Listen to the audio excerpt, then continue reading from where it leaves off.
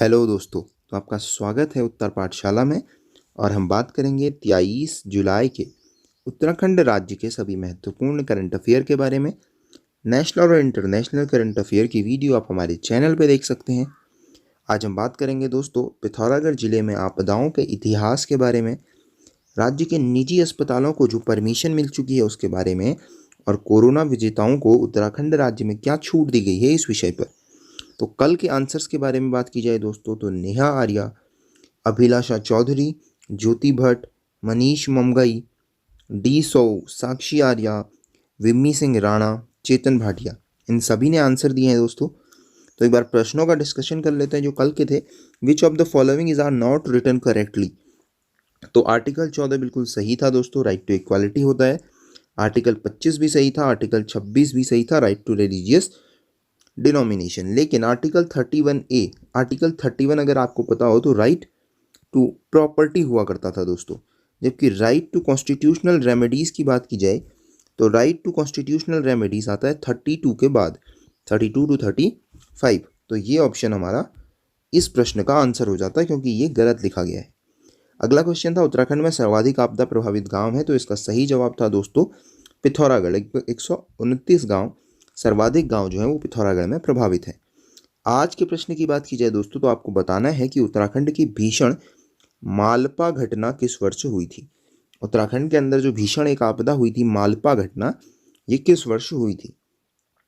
इस प्रश्न का उत्तर आपको कमेंट बॉक्स में देना है, और आज की वीडियो अगर आप पूरी देखते हैं तो इस प्रश्न का उत्तर आपको जरूर आएगा।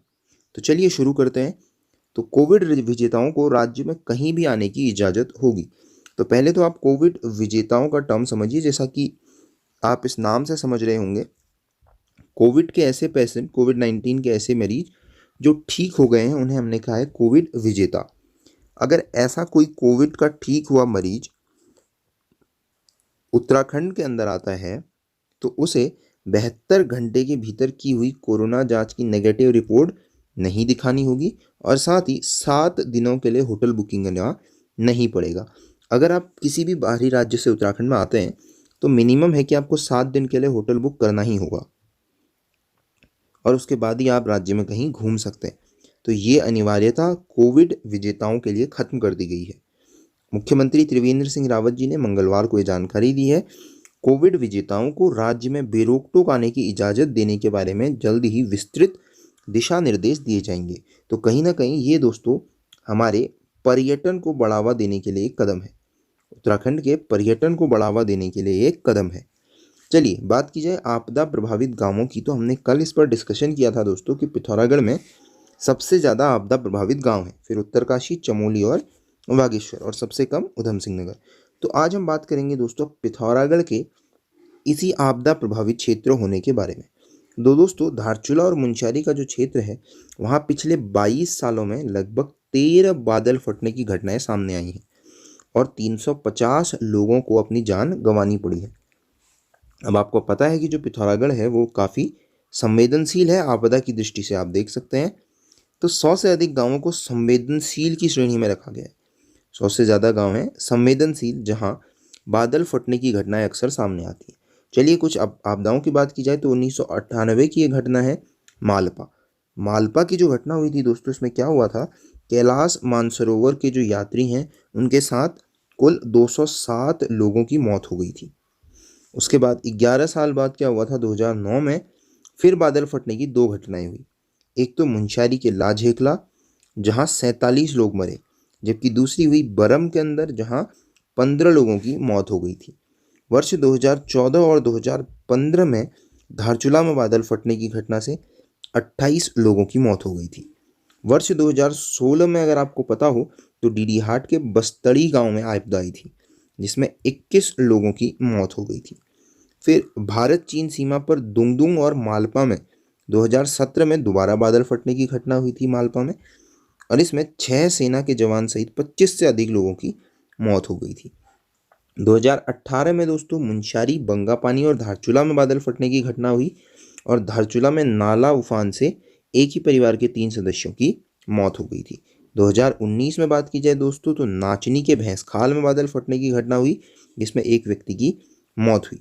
तो इस तरीके से अगर आप देखें तो 2019 तक का इतिहास हम देख रहे हैं और 2020 की घटनाएं भी इसमें जुड़ चुकी हैं, जिसमें हम लगातार देख रहे हैं कि किस तरीके से बादल फटने की घटनाएं लगातार प्रकोप में हैं।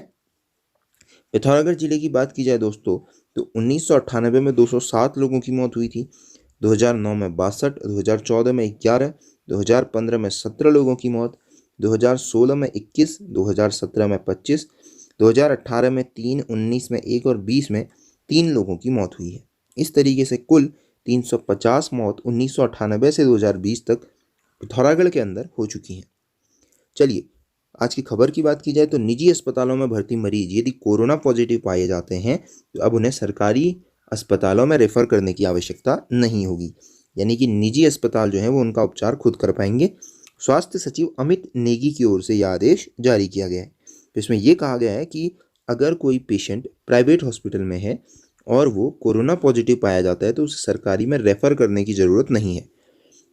तो ऐसे में क्या करना होगा, प्राइवेट अस्पताल को उस मरीज के बारे में सीएमओ या फिर जिला सर्विलांस अधिकारी को जानकारी देनी पड़ेगी और उसके बाद वो क्या होगा कि जो आईसीएमआर की गाइडलाइन के अकॉर्डिंग जो भी टेस्ट हैं या जो कुछ भी उससे करना है वो किया जाएगा और जो सरकार की जो नीति है जिससे कि रेट फिक्स किए गए हैं इलाज के, उसका पालन करके ही न्यूनतम जो पैसे हैं, न्यूनतम जो फीस है वो उससे लेकर के प्राइवेट अस्पताल को ही उसका इलाज करना होगा।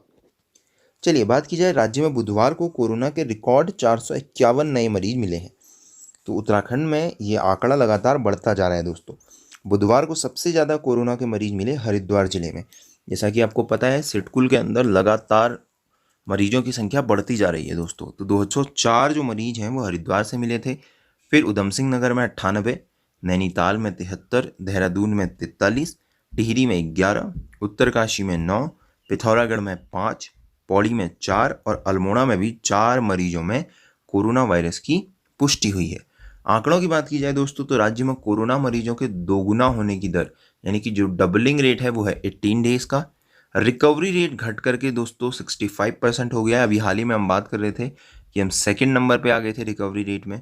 और उसके साथ ही दोस्तों कोरोना संक्रमण को रोकने के लिए पूरे राज्य में कुल 132 कंटेनमेंट जोन बनाए गए हैं। तो आप ये देख सकते हैं आंकड़ों में क्या चल रहा है। और साथ ही दोस्तों टेस्टिंग में भी हम काफ़ी पीछे हैं। उत्तराखंड जो है वो टेस्टिंग में भी काफ़ी पीछे चल रहा है। तो अगर आंकड़ों की ही बात की जाए दोस्तों तो हालात काफ़ी बेहतर होते नज़र नहीं आ रहे हैं। तो ये थे दोस्तों आज के सभी इंपॉर्टेंट करंट अफेयर्स। आप इस व्हाट्सएप नंबर पे अपना नाम और आप किस एग्ज़ाम की प्रिपरेशन कर रहे हैं ये हमें भेज दीजिए। हम आपको हमारे व्हाट्सएप ग्रुप में ऐड कर देंगे। आप यूट्यूब पे नए हैं तो अभी चैनल को सब्सक्राइब करें और बेल नोटिफिकेशन को ज़रूर दबाएं दोस्तों। और उसके साथ ही ये वीडियो अगर आपको अच्छा लगा हो तो इसे आप शेयर ज़रूर कीजिएगा दोस्तों, ताकि अधिकतर लोगों तक पहुंच सके। इंस्टाग्राम पे, फेसबुक पे और ट्विटर पे भी आप उत्तर पाठशाला सर्च कर हमें फॉलो कर सकते हैं। और साथ ही टेलीग्राम पे अगर आप हमसे जुड़ना चाहते हैं और यूके SSC एग्ज़ाम की तैयारी कर रहे हैं तो डिस्क्रिप्शन में दिए हुए लिंक को क्लिक करें दोस्तों, आप टेलीग्राम पे भी हमसे जुड़ सकते हैं। तो ये थे दोस्तों आज के सभी इंपॉर्टेंट करंट अफेयर जिसके बारे में हमने बात की। आज के क्वेश्चन का आंसर आपको कमेंट बॉक्स में जरूर देना है। So thank you, till next video.